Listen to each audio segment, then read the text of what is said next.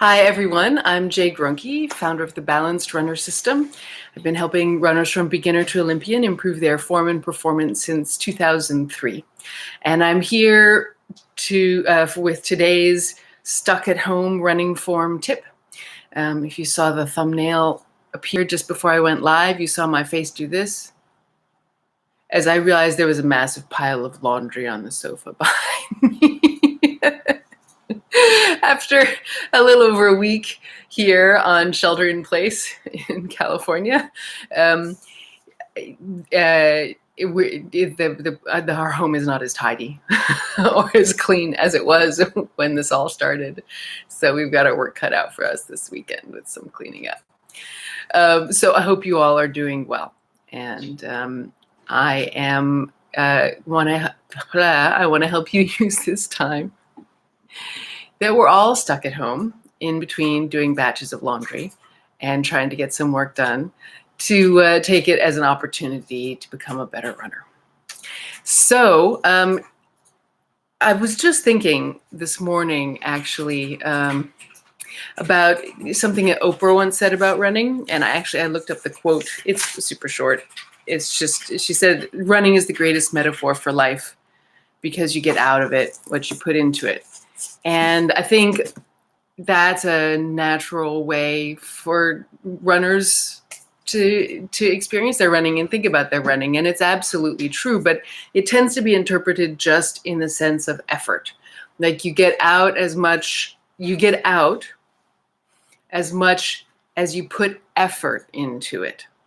And there's a pitfall in that, which is that a lot of runners use strength to make up for skill that's missing. I mean, we all do it in our lives and we all do it in our activities. And this was an insight that Moshe Feldenkrais had, who created the Feldenkrais method of movement education, which is the method that I use to help runners. And he said, don't substitute strength for skill. Don't use strength where you should be using skill. And so that's really the basis of my practice. And that's the basis of how my work, and how any truly effective work on improving your running form, that's how and why it makes you a better runner, because it helps you use skill when skill is needed and save your strength just for speed or distance. And that keeps you from overworking. And so you enjoy your running a whole lot more, and you stress your body a whole lot less, and you struggle less. So just wanted to share that idea with you. So I'm going to help you build some more skill today.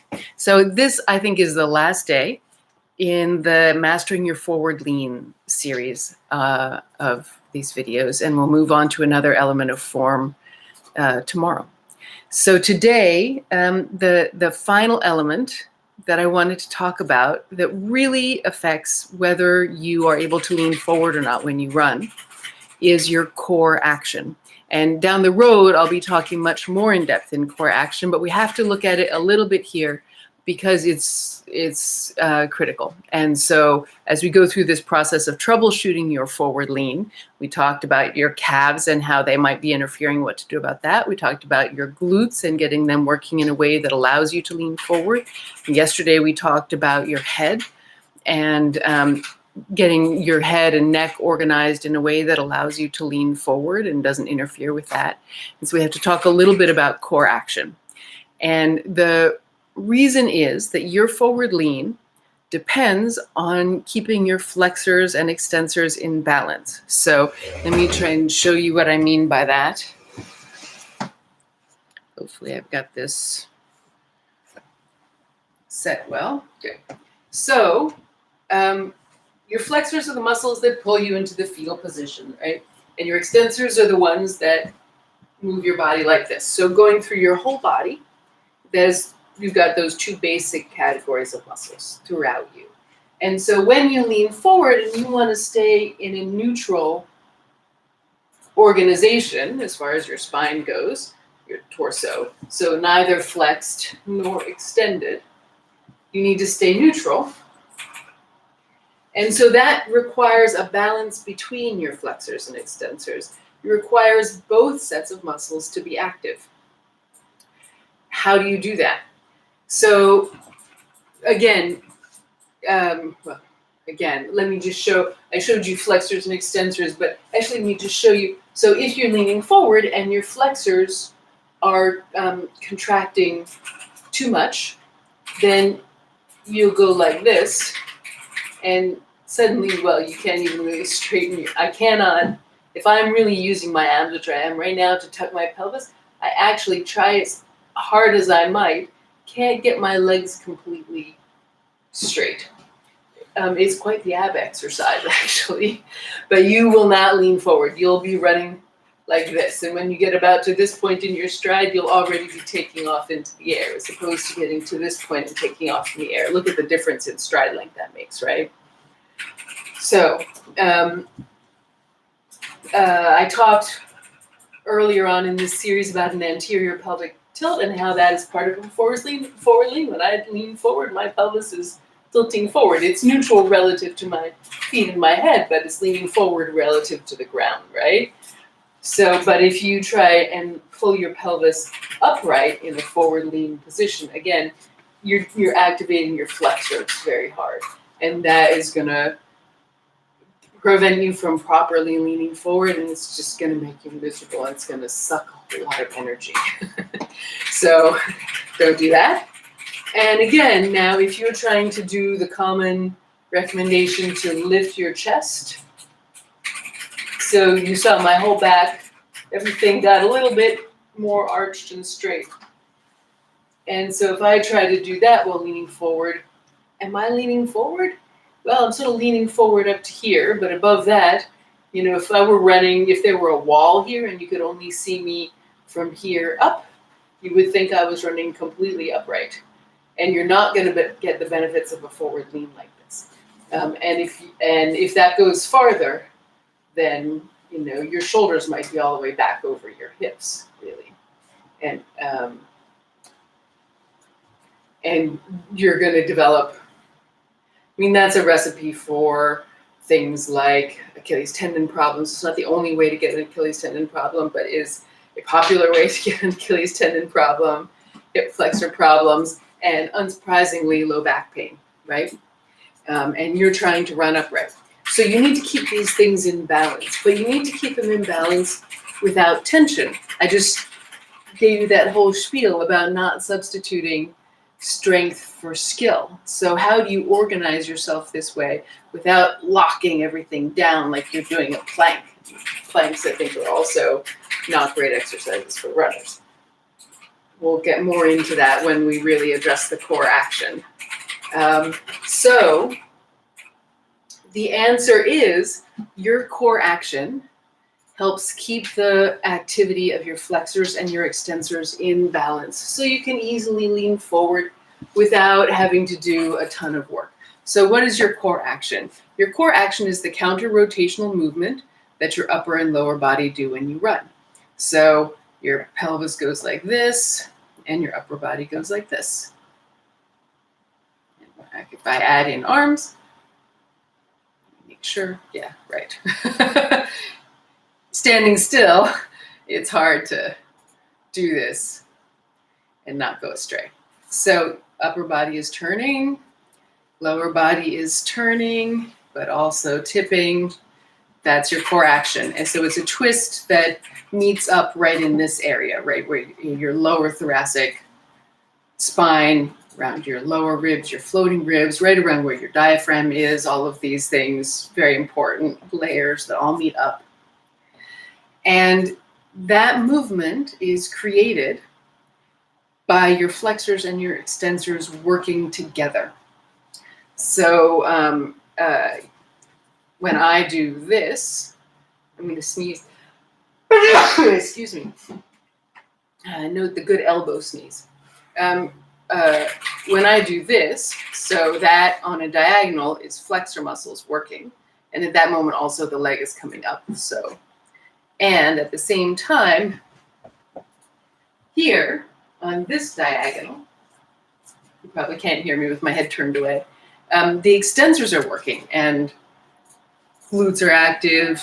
Again, they're not doing their biggest, most important thing there, but back muscles are working. And so flexors and extensors are working at the same time. And so if you, and then my body really now wants to do the opposite, flexors, extensors. So if you try to keep yourself neutral in your forward lean by tightening your core or by lifting your chest, you have just made it very tough to twist. It's like, so I'm clamping down all of this stuff right now. You could just pick me up and put me down and I would be in a plank supported. My muscles are very contracted right now. And so it could sort of go sideways. And then if I try to do this, I'm stuck. Like I can't do more than that. I let go of that effort, then I'm flexible and mobile, right? So your core action has to be happening for you to be easily in balance. And when on opposite diagonals, the flexors are working, the extensors are working at the same time, then neither one can overpower the other. And you don't have your flexors contracted so hard that you can't get your extensors to work, or vice versa. All right? So don't go out on your next run and try and do a lot of this because this is a great dance move and you could go salsa dancing and it would take a really long time to get down the road, though it's awfully fun. So you can overdo it. Your core action needs to be happening the right amount, not too much, not too little. The right amount is going to constantly vary depending on your speed, whether you're warm or still cold or tired, depending on terrain, depending on incline, depending on so many things. It's a complex systems relationship with your limbs. And so even so you're not going to have a given speed where your core moves a given amount. It's going to depend. Were you accelerating to that speed or were you decelerating to that speed to get a different amount of movement? So you cannot possibly micromanage this with your conscious mind. This is something to become educated through experience in movement and let your nervous system regulate spontaneously, and that's going to work much better. So I'm going to ask you not to go out and try to move your core, but instead ask yourself, is it moving? Which sets up a whole different situation in your nervous system. You're running along, ask yourself, are my shoulders turning? Is my chest turning? That's a better indicator, because for your chest to turn, your whole rib cage needs to be turning, whereas you can actually move your shoulders. My chest is actually staying pretty still, and I'm just moving my shoulder blades on my back. So my shoulders, can I feel shoulders turning? Is my chest turning? Is that part of this action that I'm doing? Is my pelvis moving? It's not going to be a huge movement, but it's when an elephant makes a small movement, it's still a big deal, right? This is big and it's in the middle. So is it moving, or does it feel really still? The more it moves, or the more appropriately it moves, the smoother and more flowing your running is going to feel. It makes the biggest difference of anything in running. Even if you're not leaning forward, if your pelvis is moving, you're going to feel much better than if it isn't moving. So ask yourself, is it moving? You may have been trying to hold your pelvis still, because a lot of people do, because of that term core stability, which means different things to different people. It means different things in a clinical setting, but it is commonly taken to mean core held still, which is not ever what a runner wants. And again, we're going to talk so tempted to go off on a huge tangent about that because there's so much to say and it's so important. And I'm really excited to make a future video where I delve more into this, or probably a whole series on just this. Maybe that's what I'll do next week. But I'm going to stop there. Just suffice it to say, ask yourself, is my chest moving? Is my pelvis moving?